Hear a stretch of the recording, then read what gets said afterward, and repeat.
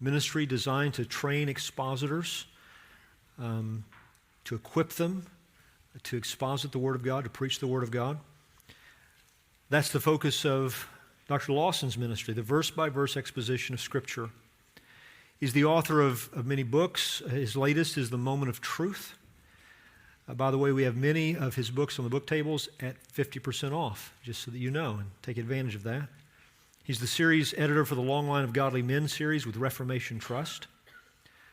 He and his wife Ann have 3 sons and a daughter, and we are very grateful that the Lord has allowed him to be back with us this year. Please welcome him as he comes to preach.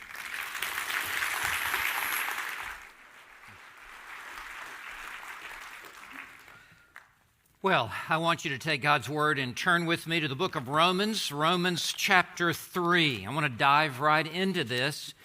And while you're turning to Romans chapter 3, I want to thank your pastor, Richard Caldwell, for his gracious invitation to have me back this a third time. And I just want to say what a joy it is to be here. And the opening message by your pastor was outstanding, and it was just well stated and developed, and it was an encouragement to my own heart. The assignment that has been given to me is to speak on total depravity and the clarity of evangelism. So in Romans chapter 3, tonight, I want us to look at verses 9 through 20. I want to begin by reading this passage that will be our focus for tonight, as we will look at total depravity and the clarity of evangelism. Beginning in verse 9. What then? Are we better than they? Not at all. For we have already charged that both Jews and Greeks are all under sin, as it is written, there is none righteous, not even one. There is none who understands. There is none who seeks for God. All have turned aside. Together they have become useless. There is none who does good. There is not even one. Their throat is an open grave. With their tongues they keep deceiving. The poison of the asp is under their lips, whose mouth is full of cursing and bitterness. Their feet are swift to shed blood. Destruction and misery are in their paths, and the path of peace they have not known. There is no fear of God before their eyes.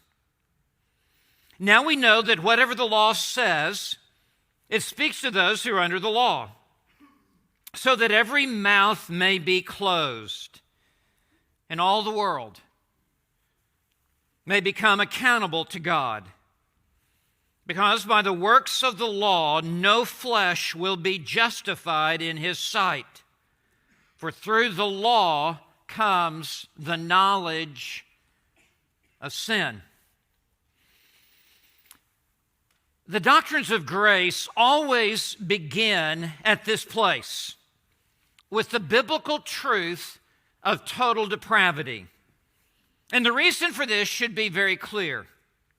Here is the desperate need for the saving grace of God that is supplied in the other 4 doctrines of grace. We will never understand the other 4 doctrines of grace until we come to an understanding of the full magnitude of this first doctrine of grace, total depravity. In other words, it's something like a domino effect. And this first doctrine, once it is understood, it sets in motion and it demands the other 4. You tell me what you believe about total depravity, and I will tell you what you believe about the other 4. If you are weak on total depravity, you will be weak on all the other 4 doctrines of grace. If you're shallow here, you're going to be shallow across the board every place else. But if you have depth of understanding here, then it necessitates that you must believe the other four.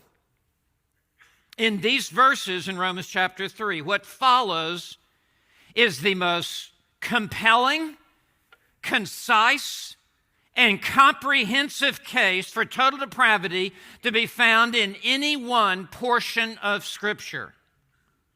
Total depravity means very simply this, that the internal corruption of Adam's sin nature has been passed down to the totality of every part of every person at the moment of their conception. It does not mean that every person is as totally depraved as they could possibly be. We would have to admit that some, such as Hitler, went to far greater lengths of depravity than others. However, total depravity means that the corruption of Adam's sin nature has corrupted every part of human nature. In other words, the totality of a person, from the top of their head to the bottom of their feet, every inch and every ounce of them has been plagued and polluted by Adam's sin. And so, the result is this, and this is just by way of introduction. Mind, affections, and will have all been corrupted by Adam's sin nature that was passed down and made real at the point of conception. In other words, we entered into this world already corrupt.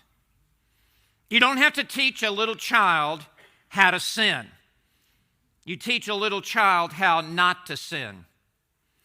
The mind is darkened so that the unregenerate person cannot see and cannot understand the truth. You might as well be describing a sunset to a blind man or Beethoven's symphony to a deaf person, because the mind has been corrupted by sin. Further, the affections, the desires of the heart have also been poisoned and polluted by sin, such that everyone coming into this world loves what they should hate, and they hate what they should love.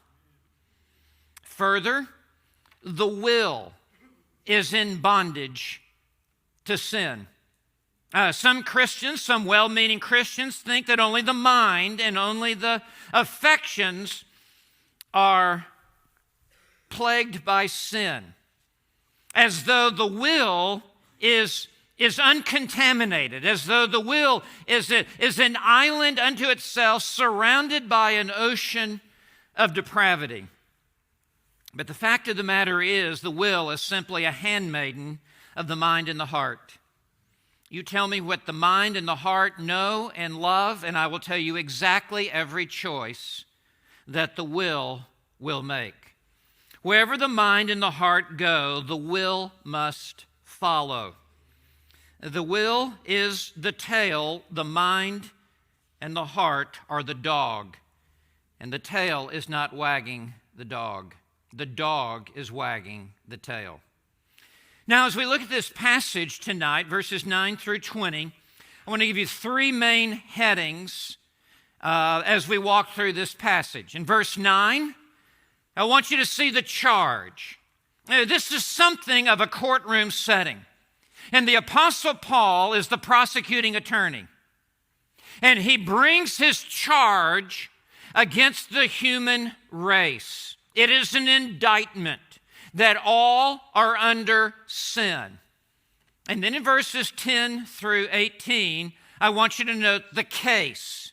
As Paul will call his witnesses to the stand, and as Paul will bring Exhibit A, Exhibit B, Exhibit C, and Paul will build his case to support the charge that he makes. And it is an overwhelming case. A blind man could see this. And then finally, in verses 19 and 20, I want you to note the condemnation.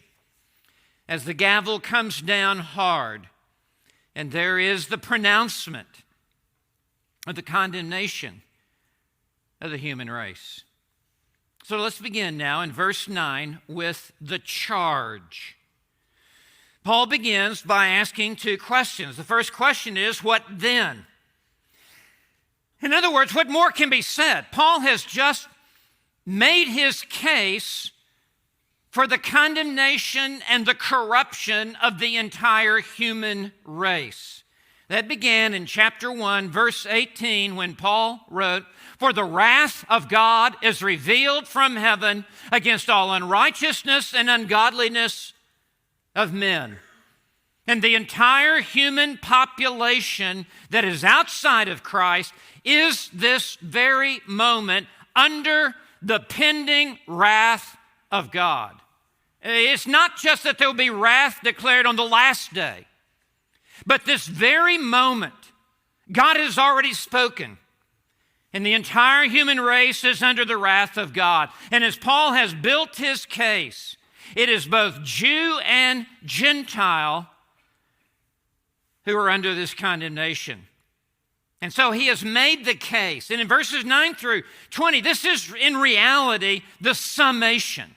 It's like when the lawyer has one last opportunity to address the jury to be as persuasive as he can possibly be. And so he says, what then? In other words, nothing else can be added. And then the second question, are we better than they?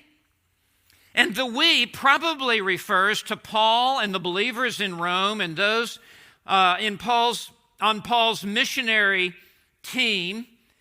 Are we any better than they? Was there anything more? Was there anything more morally esteeming in us than there was in the world? And he gives the answer, and a very short answer. None at all. Paul is saying, in and of ourselves, we too have been corrupted by this sin. It's not that we're smarter. It's not that we're better. It's not that we had any advantage or anything going for us that the rest of the world did not have. We've all been poisoned from the same fountain and from the same well, that being Adam's sin. And then he says in verse 9, for we have already charged. And this word charged is a legal term that represents the indictment has already been made. In chapter 1:18 through 3:8, it is a tour de force. For we have already charged that both Jews, we understand who that is, and Gentiles, that is, or Greeks, that is the rest of the world, every non-Jew. Now watch this, are all under sin. To be under sin is to be under the pollution and the power of sin. It is to be under the control and the curse of sin. It is to be under the curse of the law. It is to be under divine judgment. It is to be under divine wrath. It is to be under the sentence of death. It is to be under the tyranny and the mastery of sin. It is to be helpless and hopeless under the sway of sin. And he says the word all. We are all under sin. From the moment of conception, through the moment of delivery, through every successive day of a person's life who is unregenerate and outside of the grace of the Lord Jesus Christ, whether you grew up in church or whether you've never darkened the door of a church. From the moment we put you into the nursery, from the very moment you were brought home from the hospital, you were already under sin. Sin plagued you. Sin polluted you. It was in your spiritual DNA. You were born with it. That's the charge that Paul makes here. And it is the charge that has been brought against every one of us here tonight until such time, by the grace of God, as the other speakers will elaborate, you were brought out from under the death sentence. So I want you to note, second, the case. Because Paul does more than simply address the bench and address the jury and bring his condemning charge. Paul now presents his case. And as he presents his case, he does so with Old Testament quotations. There are more Old Testament quotations in this section than in any other place of the 13 epistles that the Apostle Paul wrote.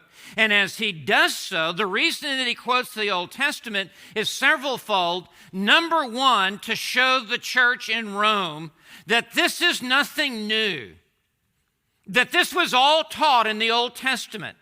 It's already in your Bible. It was put there long ago.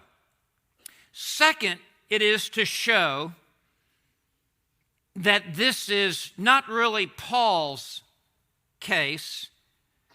This is God's case. As Paul will now quote the Word of God. This is not Paul's estimate. This is not Paul's perspective. This is God's own case that is being presented. And further, there is really a double authority by quoting the Old Testament.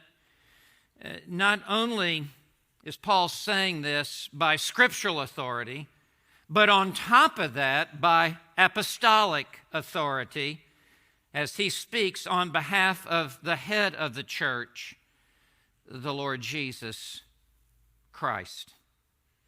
So he begins by saying in verse 10, as it is written. And please note the verb tense. It's not as it was written that we would expect him to say, but no, as it is written, such that it has a present binding power and authority over our lives.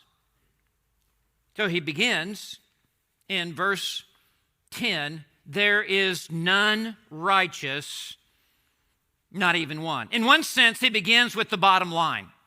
He begins with the final summation.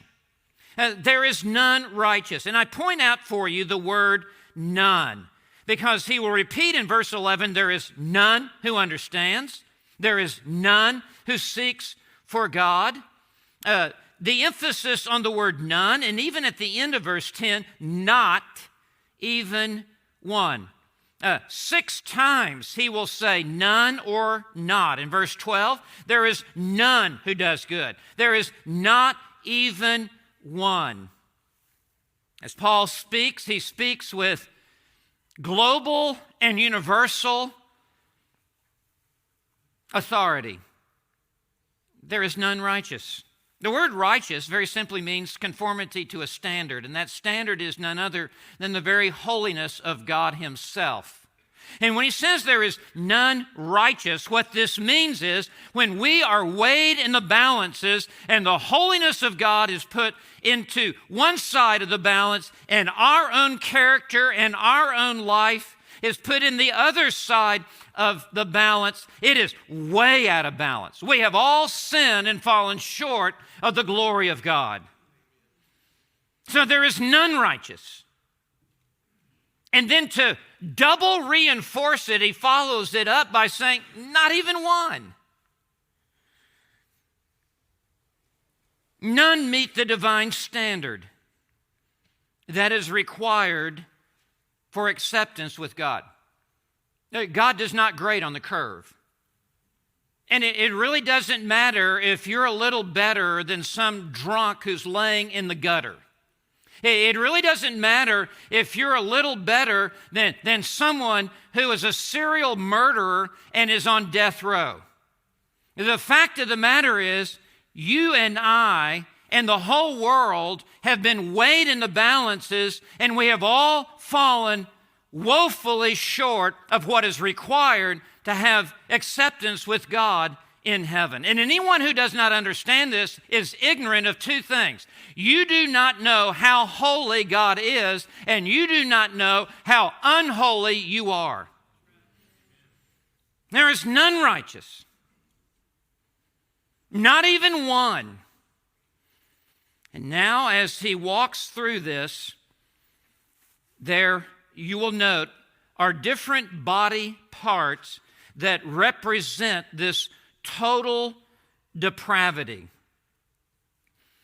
In verse 11, he will speak of the mind. There's none who understands. In verse 11, he will speak of the heart. There is none who seeks for God. In verse 12, he will talk about the will. All have turned aside and have become useless. And then you will note in verse 13, the throat, and then the tongues, and then the lips. In verse 14, the mouth. In verse 15, the feet. And in verse 18, the eyes. Do you see all these various body parts? That these are metaphorical and representative of the totality of the human nature. And the idea is, from the top of your head to the bottom of your feet, the entirety of your personhood is corrupted and depraved by sin. So let's walk through this. In verse 11, we see that the entire human race has a darkened mind. Please note in verse 11, there is none who understands. And when he says none who understands, he's referring to spiritual understanding of who God is and what God requires and who you are and what you so desperately need. There is no one who gets it. There is no one who is able to come to the understanding of their need for grace apart from God's divine intervention. None understand their human condition before God. None understand the depth of their own depravity and their guilt. None understand that the grace of God is the only way of escaping this wrath. No matter how high their IQ, their SAT, their ACT, their LSAT, their GPA, it doesn't matter how smart they are in school, they are dummies before God. They do not understand the truth of the gospel and their desperate need of it. Their minds are unplugged by sin. And to describe the gospel to them, as I've already said, is to present a glorious painting, a masterpiece, to a blind person. They just cannot see it. In 1 Corinthians 2 and verse 14, when Paul writes to the church at Corinth, he says, "A natural man does not accept the things of the Spirit of God, for they are foolishness to him." And that word foolishness comes from a Greek word, moros, that comes into the English language as moron. Every unconverted person is a spiritual moron. They do not have the mental capacity to understand spiritual truth. He goes on to say, and he cannot understand them. You understand what the word can means, how it differs from the word may? May is a word of permission. Can is a word of ability. It says, he cannot understand them. So when you give a witness for the Lord Jesus Christ to someone who is unconverted, no matter how well taught you are, no matter how well prepared you are, no matter how many verses you have memorized, no matter how many classes on evangelism you have attended and graduated from, even with your best crystal clear presentation, they cannot understand it apart from divine intervention. So back to Romans 3. It is a darkened mind. And then at the end of verse 11, second, a defiant heart. And there is none who seeks for God.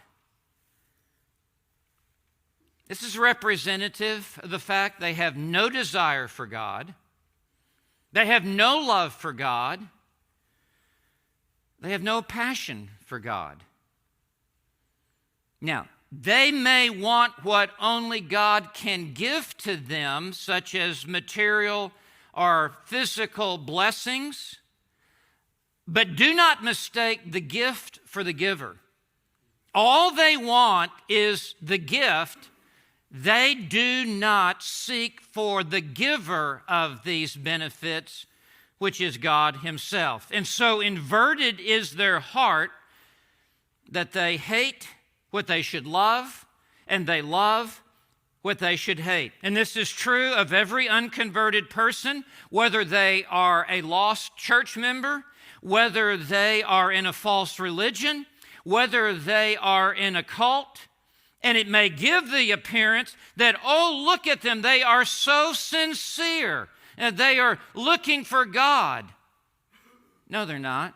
They are running away from God as fast as they can. You just simply need to be able to see as God sees. They have a defiant heart. Third, in verse 12, they have a disobedient will.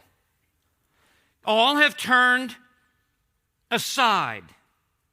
That is to say, they have gone their own way. That they are going in the wrong direction. They have turned away from God and have turned aside to their own path. Isaiah 53 verse 6 says, "We all like sheep have gone astray. Each one of us has turned to his own way." And the result of that, he says in verse 12, together, which is a summation of the entire human race, outside of grace, together they have become useless. Totally, completely useless to God. In fact, in reality, you're just in the way. The word useless here is used of fruit that has spoiled. It's just useless for any human consumption.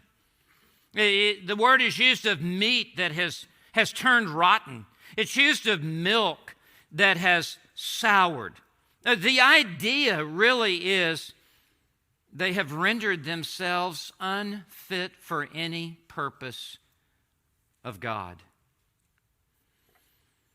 And so, at the end of verse 12, there is none who does good. Good as it relates to God's estimate, good as it relates to God's summation. There is not even one. This is an extraordinary indictment. This is as far away from the title of that book from several years ago, I'm okay, you're okay. No, I'm rotten, you're rotten. Fourth, a deceiving throat. Verse 13 says, their throat is an open grave. What a powerful picture that this is. Graves were never left open. Graves were always sealed up. Why? Because what is down in the depths of that grave is decaying, has turned rotten, is full of worms, is full of maggots. The stench that arises from an open grave is odious, it is foul, it is an unbearable stench because there is a dead corpse down in this grave. And when Paul paints this picture, he says their throat. Every time they open their mouth, there is nothing but the stench of death that comes out of their mouth. Every time they open their mouth, what is down in the heart, the deadness and the decaying heart ruined by sin comes out of their mouth. It is loathsome. It is heinous. It is rancid. As they are non-stop exalting themselves, promoting themselves, magnifying themselves, and speaking so irreverently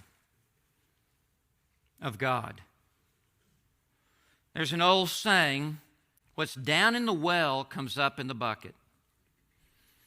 And what's down in the heart comes up the throat and then out of the mouth. And you can know what is down in the heart by what comes out of the mouth. And so this leads to deceiving tongues, because what is down in that spiritually dead heart is coming up the throat, and now the tongue wags, and it says with their tongues they keep deceiving. They can't stop deceiving. They are continually shading the truth, falsifying the truth, misrepresenting the truth. And it is a constant and continual lifestyle for them. And then 6, deadly lips. Please note at the end of verse 13, he says, and what an image this is. The poison of asps. An asp is a venomous snake, a poisonous snake with its lethal, deadly poison, with its fangs ready to inject its venom into the unsuspecting victim.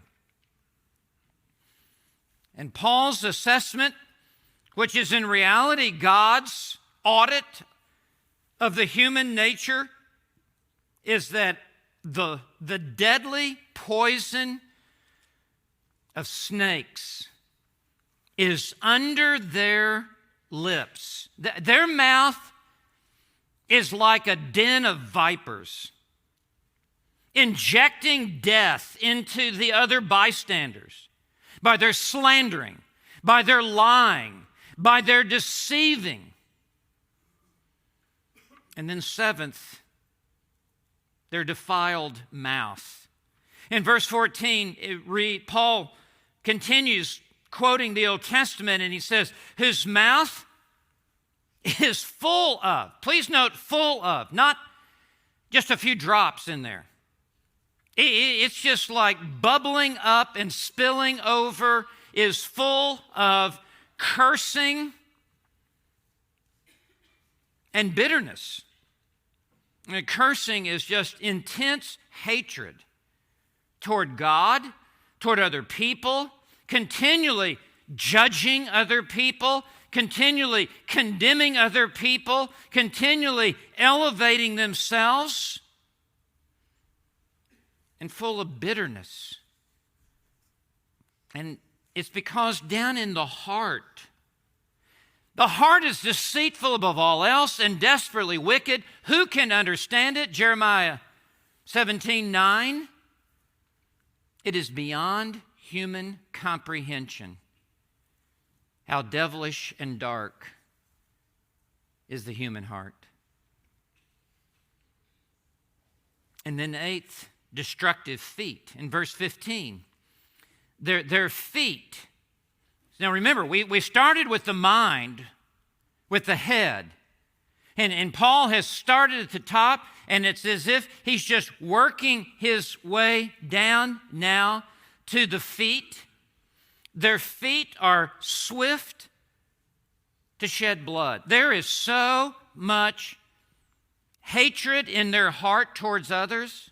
There is so much antagonism within their heart towards others. There is so much envy and so much jealousy that given the opportunity, they are swift like a sprinting athlete running as fast as it can. Not slow, swift to shed blood. And this does not mean that every member of the human race is a murderer physically, but it does mean, as Jesus said in Matthew 5, that you are a murderer within your own heart because you do not love God. So verse 16 talks about the path that they take with these feet that are swift to shed blood.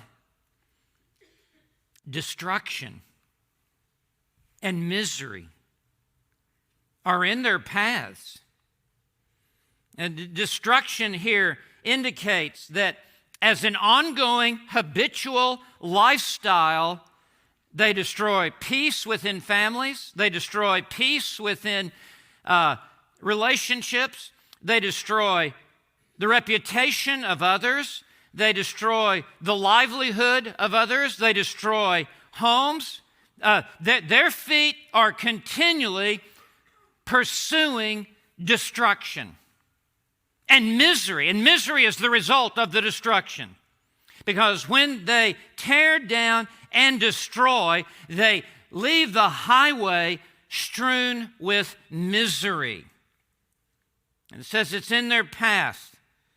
It's where their feet have taken them. And Jesus said in Matthew 7 and verse 13 that those who enter through the broad gate and go down the broad path, they are headed for destruction. And they're already there before they reach their final destruction in the bowels of hell. This is an overwhelming case. This is God's audit of the human race. And anything less than this is an absolute fabrication of reality. And if you need any further proof, just go home tonight and turn on virtually any cable news. Get on your computer and just surf the internet, and you will see more evidence and more validation for what God is saying in this passage than you can even process or handle. So verse 17, and the path of peace they have not known. They know no peace with God. They know no peace of God. They know no peace with others. It's only destruction and misery that they know. The path of peace they have not known. They haven't even sniffed it. They haven't seen it for one day of their life. And then note, finally, in verse 18, their distorted eyes. There is no fear of God before their eyes. They have no reverence for God. They have no taking God seriously. They have no holding God in high regard. They have no awe for God. They have no respect for God. They have no regard for God. There's no fear of God as a template before their eyes as they look around and see. And when he says before their eyes, it's talking about their whole life perspective and their way of seeing life. They don't see God, they see themselves. Their whole world view is skewed. This is the devastating case that Paul has presented against every single person who has ever entered this world who is or has been outside of the kingdom of God. This is a closed case. This is irrefutable evidence. The entire realm of humanity is guilty as charged. The mind is darkened, the heart is defiant, the will is disobedient, the throat is decaying, the tongue is deceiving, the lips are deadly, the mouth is defiled, the feet are destructive, the eyes are distorted. It's total, comprehensive, holistic depravity. And before we proceed any further, I want to address the nature and the inability of the human will. The unregenerate will is not free to choose in Jesus Christ. The will is in bondage to its cruel master, sin, and can only obey sin. Free will is a pagan myth of religious superstition. Spurgeon said, "I've heard much about free will, but I've never met it yet." George Whitefield said, "Man has a free will to go to hell, but none to go to heaven." And let me just give you a few cross-references because I just want to make sure that this is nailed down. I know how well taught you are here at Founders Baptist Church, but I just want to drive this nail down. In Ephesians 2, verse 1, it says, "You were dead in trespasses and sin." I remember the day in seminary when my professor asked this question, "What can a dead man do?"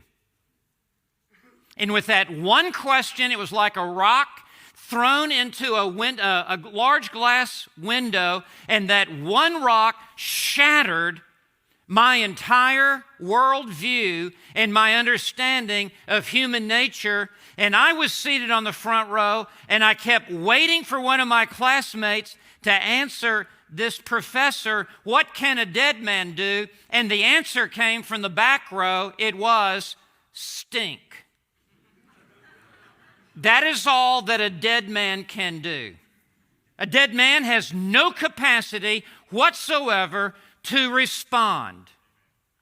There have been times as a pastor I've gone into hospital rooms to call on a dying church member and to arrive there barely too late, and the church member has already passed away and has gone to glory, and there is the corpse. It is laying there in the hospital bed, and it doesn't matter how well you could speak to that person, sing to that person, read to that person. They have no capacity whatsoever to respond to you because they are dead. And so it is for the unregenerate person. They have no spiritual life, even in their will, to be able to respond to God and to believe in the Lord Jesus Christ. In John 6 and verse 44, Jesus said it so clearly, it is astonishing that anyone could fail to understand the deadness of the human will when he said, no one, John 6:44, no one can come to me unless it is granted by the Father. To come to Christ is to believe in Christ. There is what R.C. Sproul called moral inability to respond to the gospel. Further, in Hebrews 12 and verse 2, it says, Jesus is the author and perfecter of faith. You are not the author of your faith. You are the exerciser of your faith, but your faith did not come from you. If it was left up to you to believe, you would have zero faith whatsoever to put your trust in Jesus Christ. It is Jesus Christ who must author that faith.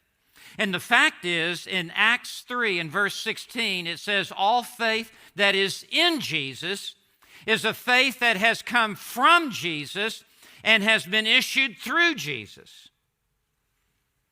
Jesus must grant saving faith before anyone can believe in Jesus Christ.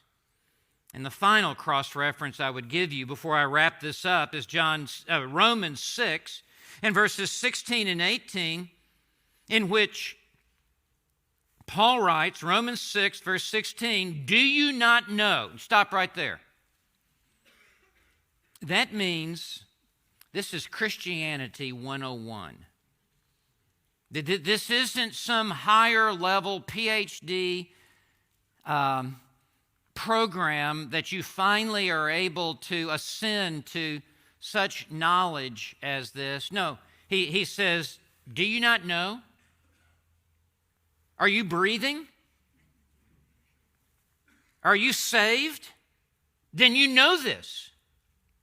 Do you not know that when you present yourself to someone as slaves for obedience, you are slaves of the one whom you obey? So in other words, everyone here tonight is a slave. No one's free. You're a slave, I'm a slave. No one is not a slave. It's just not in this room. The same is true throughout the world on all 7 continents. He says, either of sin, so everyone is either a slave of sin resulting in death, or of obedience, a slave of obedience resulting in righteousness. So, if you are unregenerate, the only thing you can do is obey sin. And if you are a believer, the general thrust of your life will be to obey righteousness. And those are the only 2 categories. So he says in verse 17, but thanks be to God that though you were slaves of sin, you became obedient from the heart to that form of teaching to which you were committed, and having been freed from sin, you became slaves of righteousness. Every unconverted person is a slave to sin and to Satan, held in the unbreakable chains by any human effort to be free to believe in Jesus Christ.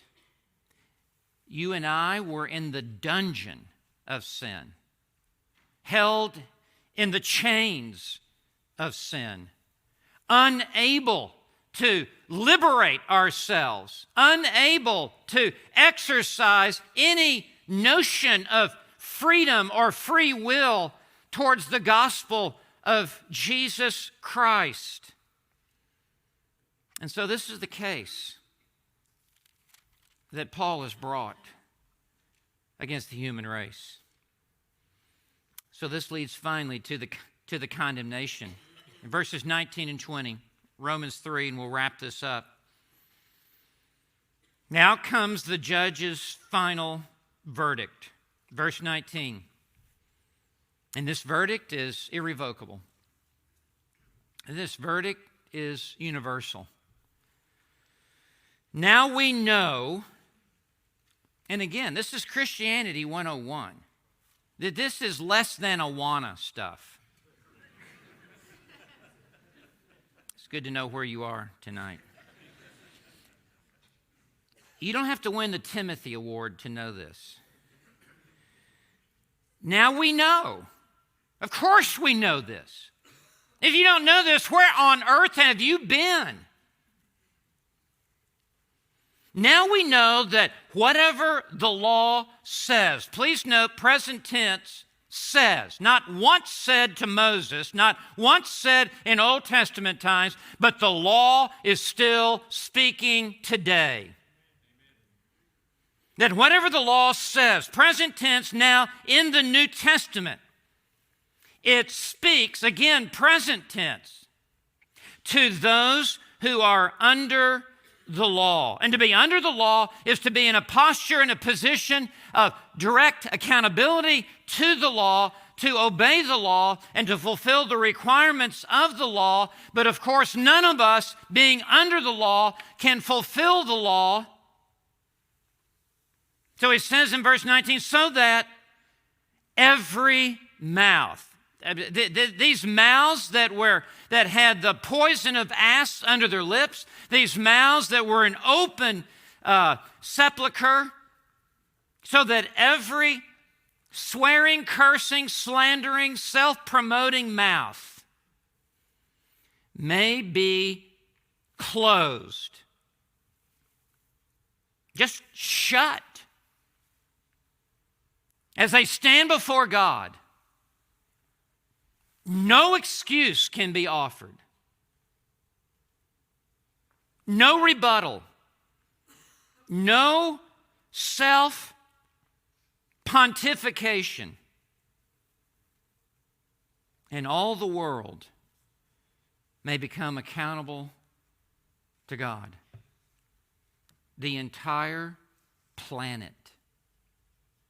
Verse 20, because by the works of the law, meaning all self-efforts at law-keeping, no flesh, there's another no flesh will be justified through the law in His sight, for through the law comes, again, please note, present tense, right now, through the law is speaking right now, and there is knowledge coming from the law to every person. Through the law comes the knowledge of sin, because the law is the standard by which each and every one of us are measured, and we have all sinned and fallen short of the glory of God.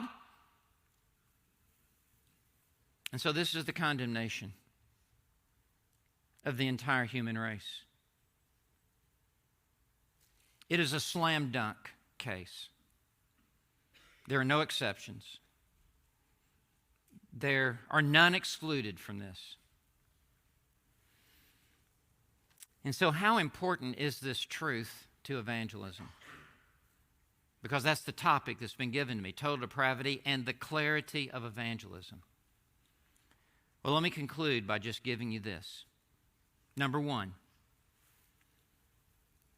how what we just looked at is necessary for evangelism. Number one, every person you will ever meet for the rest of your life needs the gospel. There is not one single person, no matter how sweet they may appear to be, no matter how kind they may, no matter how many old ladies they help across the street,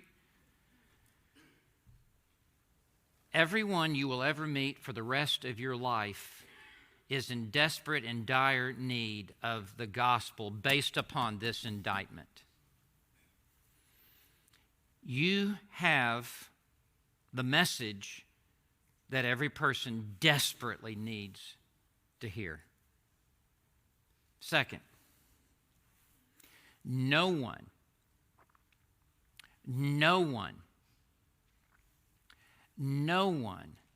will ever be saved until they know they are lost sinners. It's not enough for someone to feel weak. They must feel wicked. It's not enough for them to feel lonely. They must feel lost. It's not enough for them to be depressed.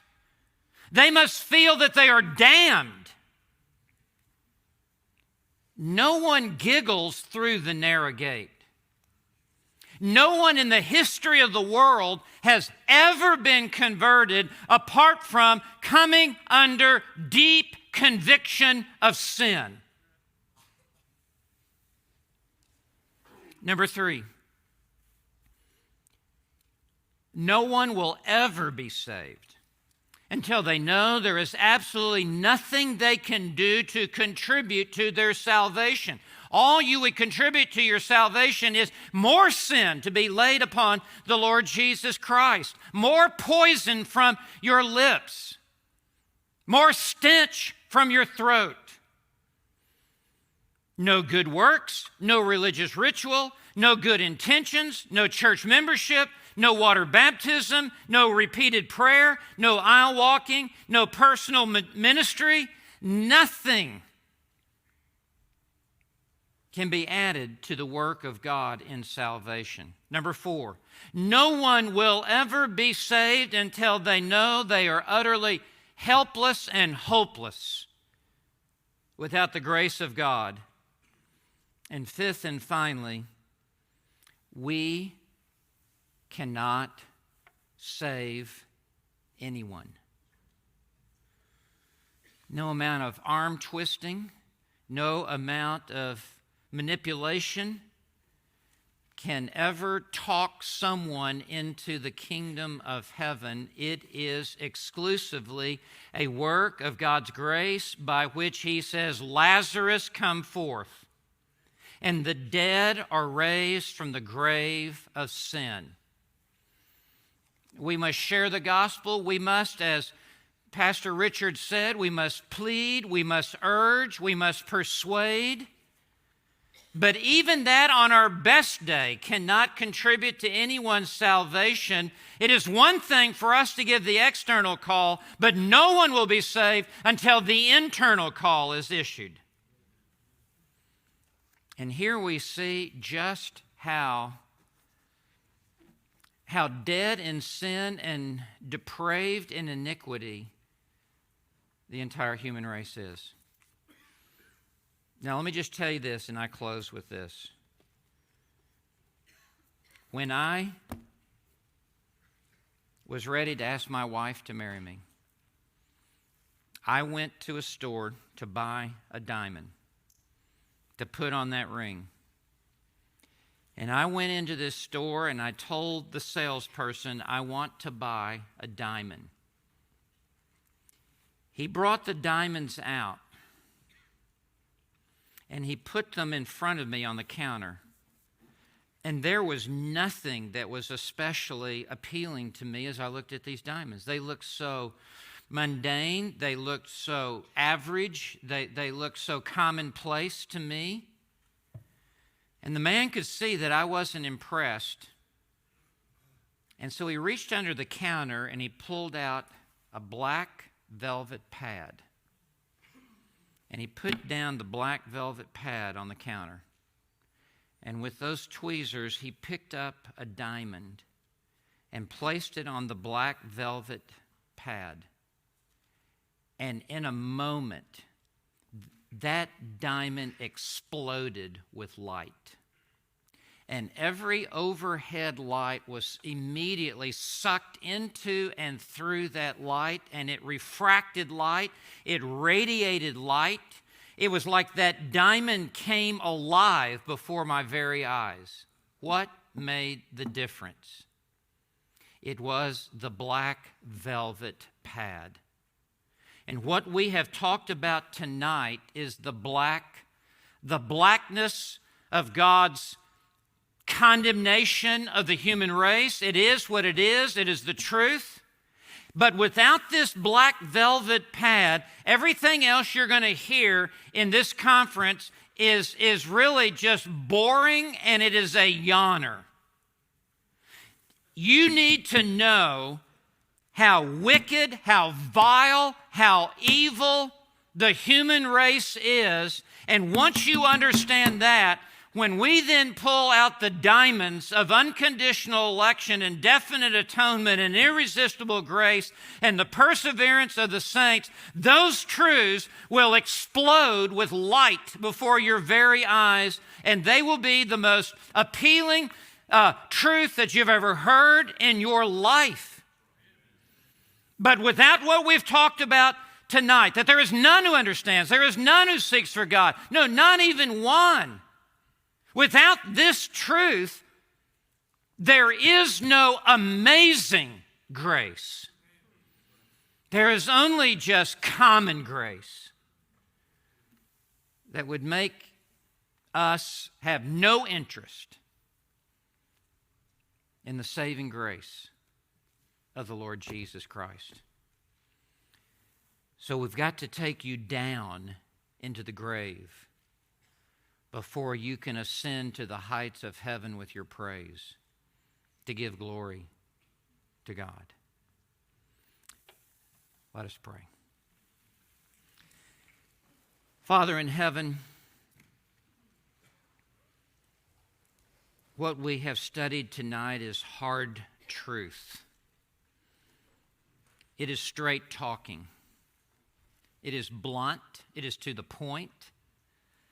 There is no perfume sprayed on these verses. There's no fine print here. There's nothing withheld. It's just sheer, unadulterated, unvarnished truth. Lord, may you so work in our understanding that we would grasp the magnitude of the devastation of the entire human race in sin. And may we see it, that from the top of our head to the bottom of our feet, every member of our body, as it were, has been poisoned by sin. How we praise you for the new birth. How we praise you that you have taken out this old heart of stone and given us a heart of flesh. How we praise you that though our will was rendered inoperative, you exercised free will towards us, and by your sovereign will, you chose us in eternity past. Lord, we rise up and we bless your name tonight. In Jesus' name, amen. Let us stand together.